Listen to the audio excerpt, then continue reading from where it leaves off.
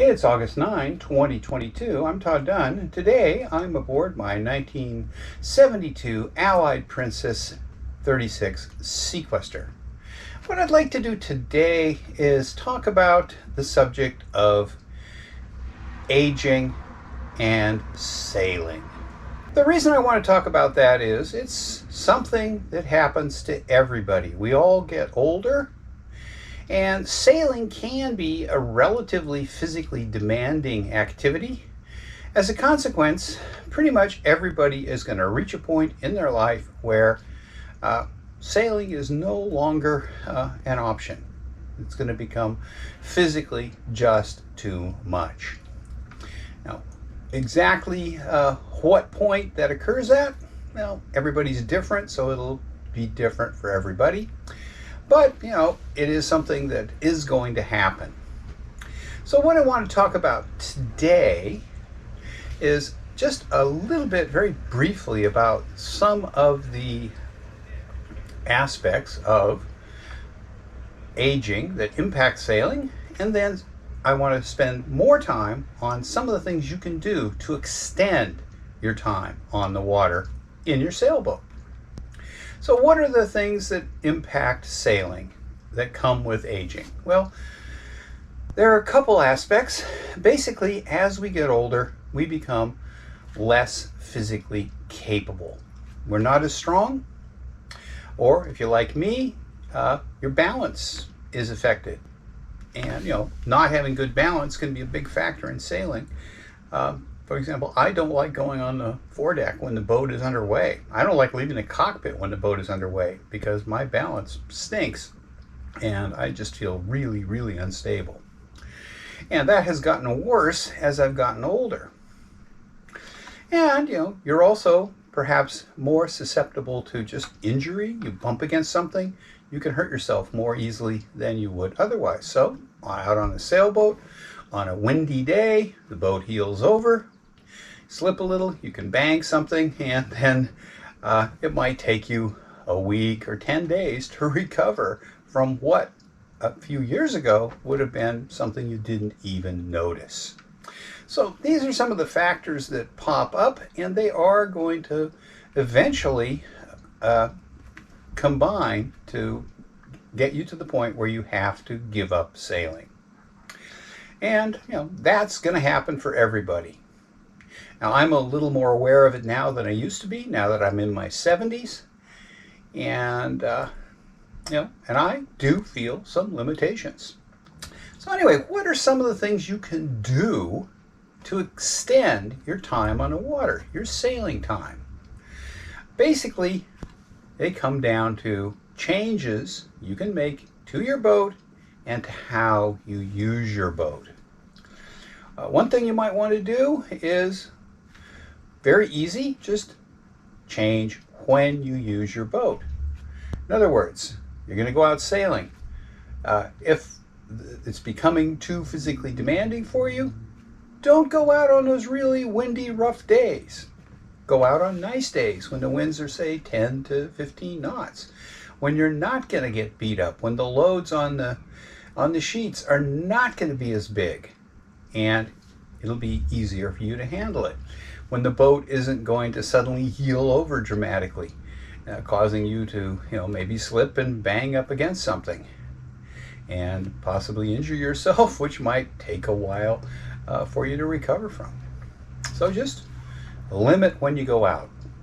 Go out on nice days, on those days which you maybe used to enjoy when it was blowing 25 and there were 4-foot seas. Maybe those are days you ought to stay in the harbor and just kind of look at the water, not take the boat out. And that can make a big difference because, on light air days, the effort involved in sailing a boat like Sequester here is a fraction of what it is on heavy air days. And the boat is going to be a lot more stable and you're less likely to injure yourself. So that's a big factor. And that's a pretty easy change to make. It doesn't cost anything. It will mean that perhaps that you sail a little bit less than you used to, because there'll be days when you would have gone out in years past that you simply don't go out now. But, you know, if the alternative is giving up sailing, you know, giving up sailing on really windy, rough days is probably worth it. What about changes to the boat? Well, one thing you might want to consider is downsizing your boat. No, I have a 36-foot boat here. We have changed the way we use the boat over the last few years. We don't do longer cruises anymore. Basically, we day sail. So we could probably get away with a smaller boat that would be easier to handle. The loads on the lines would be less, the sails wouldn't be as much work to raise, etc. That, of course, is limited in that my wife likes this boat and doesn't want to get rid of it in favor of another boat. So that's a trade-off there. But you can do that if you're in a situation to do it. You could downsize to a boat that's easier to sail, maybe more responsive, maybe with a self-tacking jib, so you don't have to pull on jib sheets as much.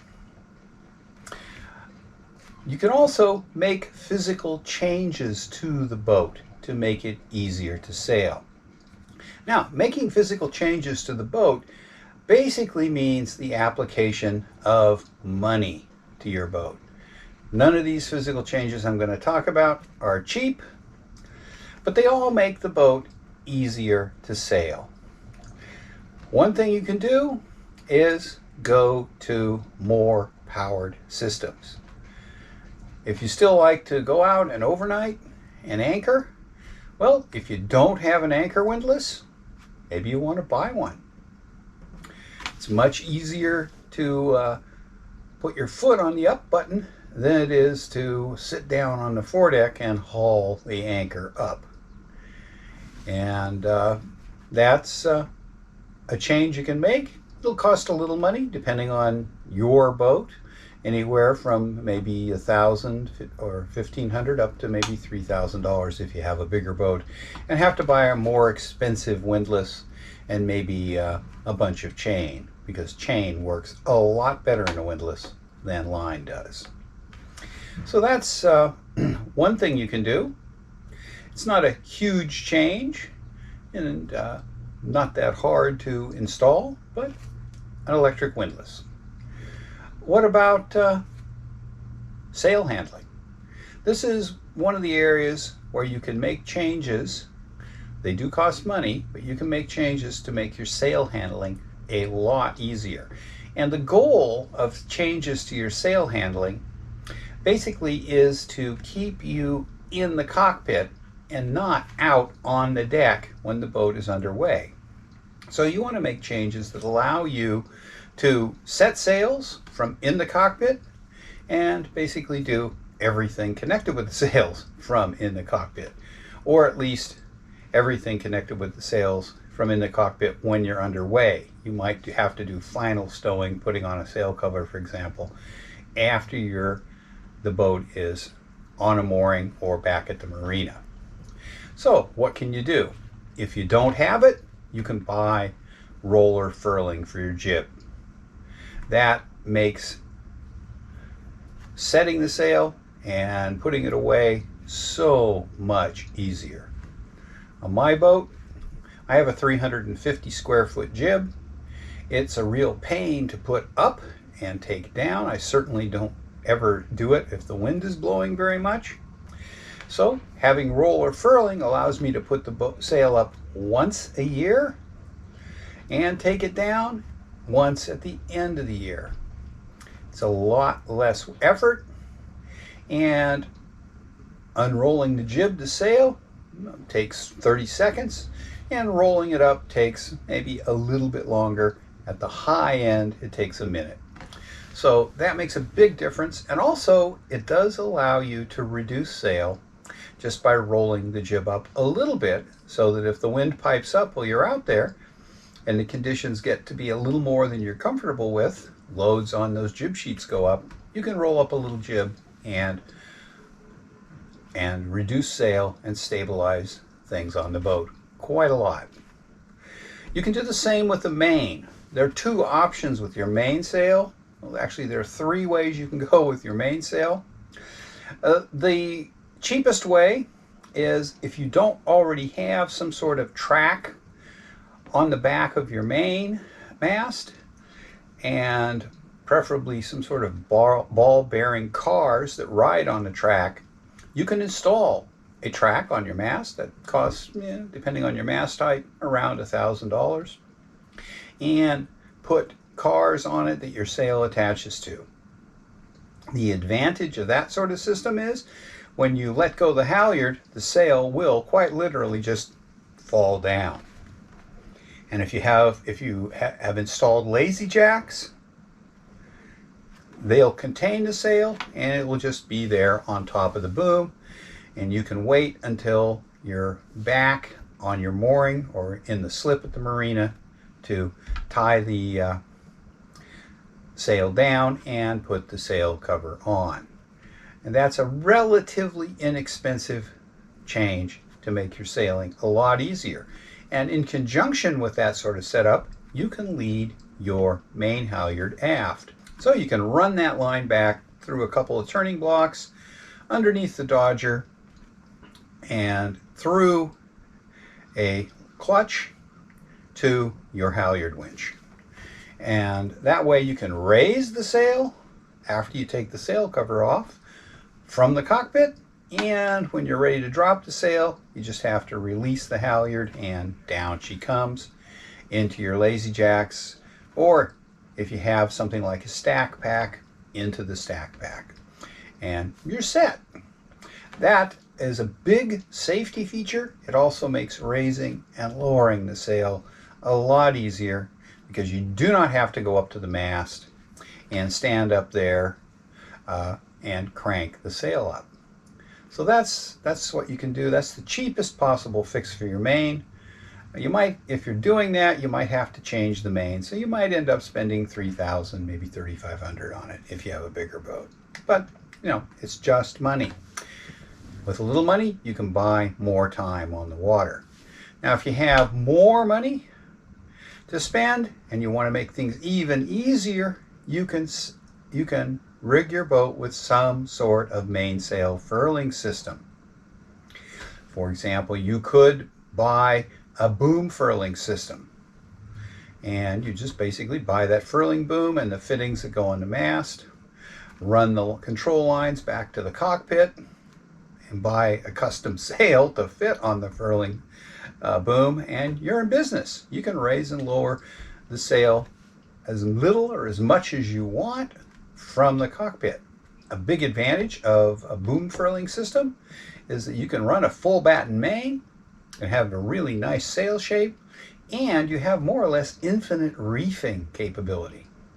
As little or as much sail up as you want, and as you roll the sail down, you are also lowering the center of effort, which will reduce heeling. So, it's a very good system. The only downside to a boom furling system is they can be a little finicky to operate. They have to be at just the right angle, but you'll figure that out. And they're expensive. By the time you buy and install a boom furler and buy a new sail, you're probably looking at least $15,000, maybe as much as $20,000 for most boats that people like us own. So that's a fairly good sized chunk of money that you may or may not want to spend. But it might extend your sailing time by a good deal, because it keeps you in the cockpit. No more risky going up on the cabin top to control that mainsail, and it makes reefing really easy. Similarly, you could go all out, buy yourself a new mast like a Selden that has in-mast mainsail furling. And you can then roll the sail out or roll it back in from the cockpit. You never have to go forward, and it makes it very easy. You're going to lose some performance because you'll have a battenless sail, and you lose some sail shape, but your sailmaker can cut you a pretty effective sail anyway. And also, like boom furling, it gives you infinite reefing capability. So that's another thing you can do. Or if you have a catch like I do, you can do what I did, which was even cheaper, and that is I simply don't use my mainsail anymore. And to avoid the temptation of putting it up on light air days, I don't even have it on the boat. And since the mainsail isn't on the boat and I can't use it, I didn't even put the main boom on. I sail with the Genoa and the mizzen, and I never have to leave the cockpit when I'm underway. Because Genoa's on a roller furler, mizzen is in the cockpit, so I can raise and lower it right from the cockpit. So those are the sorts of things you can do for sail handling. They do involve the application of money, but you might buy yourself a number of years by making the sail handling easier and making it so that you can do everything from the cockpit. Now, the next thing you can consider doing is changing your winches for your jib sheets, for your main sheet, for your main halyard. And what I would recommend, if your physical strength is becoming an issue, or you find that cranking that jib sheet in over and over again when you're doing a bunch of tacks is wearing you out and sort of taking the fun out of doing those tacks, is upgrade to electric winches. Electric winches really make a huge difference. I know I upgraded Sequester to electric jib sheet winches some years ago, not because I was aging, but because I slipped on the ice one winter and broke my shoulder. And for about 2 years after the accident, the motion of cranking a winch was extremely painful. And so I switched over to electric sheet winches, and now all that happens is my finger sometimes gets a little tired if I have to do too many short tacks. So you can buy electric self-tailing sheet winches. If you've got a big mainsail, an electric winch for your main halyard winch is also handy. It allows you to simply push the button and up goes the winch, and then you close that stopper, sails up, and when you're ready to come down, you take the line off the winch, open the stopper, and down she comes. Electric winches can make a day on the water a lot less physical demanding. And frankly, once you've tried electric winches, you probably won't ever regret it. Yes, they're expensive, but they're not that difficult to install, and they don't really take that much power. One of the things I did when I put my electric winches on is I doubled my battery bank. Well, it turns out that unless you're doing a lot of short tacking, you don't use the winches that much. An average winch run for me is only a couple of seconds, maybe 4 or 5 seconds at the most. And they just don't use that much power. Yeah, they use a lot while they're running, but they don't run that long. So it doesn't take a huge battery bank to run them. And there are some other things you can do in terms of boat handling to make it a little easier. I know my boat can be a real handful coming into the dock if the wind is the wrong way, or backing out. Because with the full keel and an attached rudder, this boat kind of goes where it wants in reverse. And that means that the bow goes where it wants, and that can be an issue if there's another boat close beside me. So I have to take precautions to deal with that. But you can get away from a lot of that difficulty by installing a bow thruster. Now this is a pretty expensive thing. You're going to have to hire this done unless you're really good with fiberglass, and get the wiring done, maybe put a new battery up forward to run it, etc. A lot of details there, but it will make a huge difference in close-in handling of the boat. Just come into the dock, bow starts to blow off a little, you hit the thruster and push it back in. So that can make a big difference and can allow you to handle the boat in docking situations where you're not as agile as you used to be. You can't just jump off the boat, run forward, grab the lines. You might be able to get off the boat, but it's going to take longer, and by the time you actually get to those lines, the boat may have blown off too much.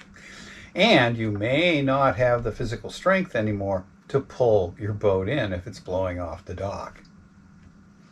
So, that bow thruster can make a big difference. So anyway, those are just a few of the things you can do to extend your time on the water. Spend a little money on your boat. Make it easier to make sail handling easier.